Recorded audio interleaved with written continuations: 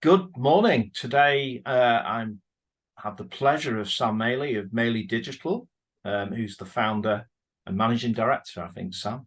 So great to see you. Great to see you too. Thanks for Sam, having me.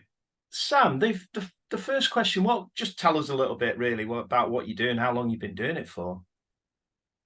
Sure. So I run Maley Digital, which is a PPC only digital marketing agency, which I started around about in 2019. So we're in our fourth year of business now, but naturally in the first sort of year, it was just me by myself, and I've sort of grown into an agency and a business from there. Um, so we've got headquarters in Chester, but all the team work remotely across the UK. Yeah. And we offer sort of high level PPC management services to any client that can benefit from PPC, which is predominantly across Google Ads. Okay, very good. And we often talk about we're surrounded by podcasts now and lots of business shows and stuff. Who's the first person that you'd think about when you think about success, Sam? You probably prompted me a bit from the sort of podcast reference. There's a guy that I follow a lot of his content called James Sinclair. Okay. He's based in Essex. He's an entrepreneur he's got loads of sort of different businesses, but he's got a podcast where he interviews entrepreneurs and sort of gives them advice. They give him problems and he goes through that. And he's got a great YouTube channel. So I think in that context, he's a good guy that's always sort of on his content and doing very well in business as well. And what would you say specific lessons you've got from James over the time you've been listening to him? A lot, to be honest. I think he prompted me in the early days. I sort of thought I could build a business purely off the back of subcontracting and freelance sort of services. He sort of talks a lot about building a business with the end in mind and how you need staff and how you sort of make it into a profitable enterprise that doesn't need you in it eventually as a sort of business lesson. There's many other things that I've sort of picked up off him, but I thought that those are quite good lessons for someone in my shoes in the early days. Yeah, very good. Uh, a question that we ask a lot of business owners, and it's quite an interesting one, really, is around COVID. It does seem a little bit a fair time ago now, but what sort of reflections would you have, Sam, from that time during the pandemic? Sure. I mean, for me, I think my business was really just starting to get going during the pandemic. So it didn't change too much for me. And my model before COVID as well was sort of already remote. So, the Zoom calls and all that sort of stuff was already a thing for my business. So it didn't really change much for me. It just changed the reasons clients were coming to us. We had a lot of inquiries at the time for not necessarily old school businesses, but businesses that maybe had like a big retail or real life brick and mortar sort of business that needed to get online and make it work there, or businesses that were B2B that needed to get into the B2C market as a result.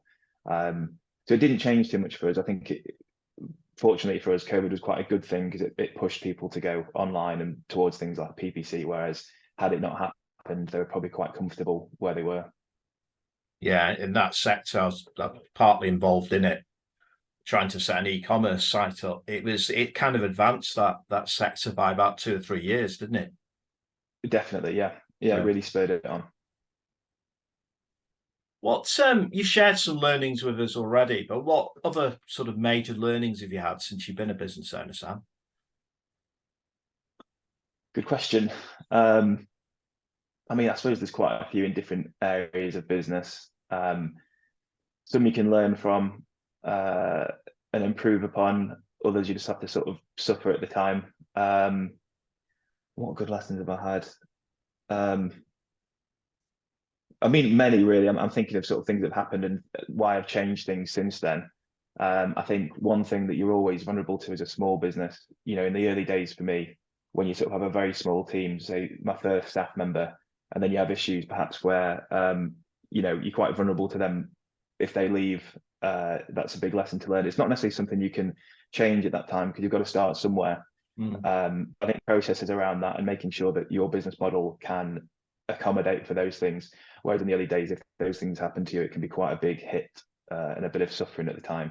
But by having the processes or more team members and better structures in place, you can sort of ride the waves better in those sort of circumstances.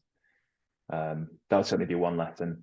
I think I've learned a lot throughout the process in terms of choosing the right clients. You know, in your early days, you're very grateful for the business, any business you can get, let's say. But you sometimes make decisions where you pick a client that isn't the best for your business. But learning from that, I think now we turn quite a lot of clients away if we don't think we can help them nowadays, which is not something many businesses do in their sort of early days. But that was a big learning curve as well. So it's very much refining what your market is. Exactly. And I think you just naturally get better at spotting the opportunities and which clients you'll be able to work with well and which you won't. So some of it, yeah, you can only learn having gone through it, I'd say. Good.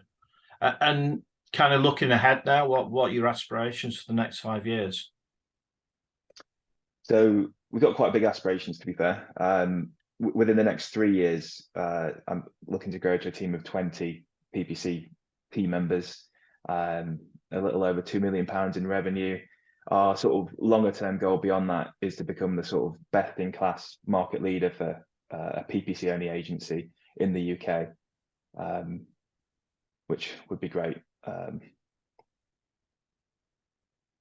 Good goals. Yeah. Well done. Yeah, try to start with the end in mind and then sort of break that down and see what we need to do to get there. Good. You've got your plans written down, is it? Yes. Good. Yeah, they're in a sort of file on the computer here, which I sort of refer to every now and again. And obviously, although you tend to, your employees are national, how would you comment on the employment situation locally in the region, in your sector? Sure. To be fair, sort of in the Cheshire area, I'd say for the size of the city and the surrounds, there's quite a lot of good talent in my industry, quite a few other sort of digital marketing agencies, PPC specialists. So I'd say generally it's quite good locally, but I do think it's an advantage for a business like mine to be able to recruit from the whole of the UK with the remote working model. So yeah, it's great to have the team locally as well. Nice to go to our office, but yeah, it does open up that talent pool to offer that remote model. Are all your employees UK based, or are any working overseas? They are, yeah. Yeah. I sort of kept it to the UK so far for the sort of time zones and all the efficiencies of that. And I do like, although they are remote, we do like to meet sort of once a month at least in our Chester office and have a bit of a catch up. So I think that's quite important. Good. And what would you say your biggest learnings have been by employing people? You shared some of them with us already, but any other sort of learnings on being an employer of people? Yeah, there's definitely some lessons I've got. I think for me, it's the skills are obviously important, and we need sort of competent people that can deliver the work very well. But I think what is more important to me is the sort of personality, attitude. Like I say, they've got to have enough of a skill set. I'm not sort of just picking anybody that's never done PPC before, but it's more important they've got that good attitude. They're going to work well with our clients. They're going to work hard. And any specific skills they haven't got, if they're not particularly versed in a certain area, we've got other team members that are super experienced that they can sort of learn from, and develop their own skills. So I think attitude over skill set is quite an important criteria for me. And I think another lesson I've learned is in terms, hiring people, I've made the mistake of hiring people perhaps that have got a bit too much experience and expect really fast progression, for example, which wasn't aligned with our culture at the time.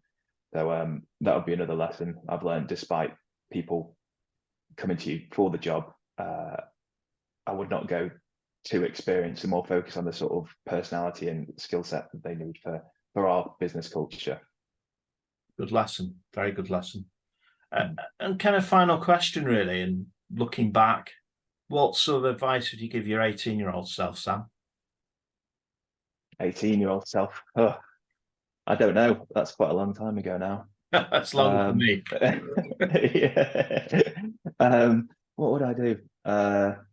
I think actually the advice I'd give myself is I worked prior to starting my own business. I did university at 18, which I don't regret, although I wouldn't say I learned that much from it. It was more of at 18, I didn't know what I wanted to do, so I needed something to sort of do.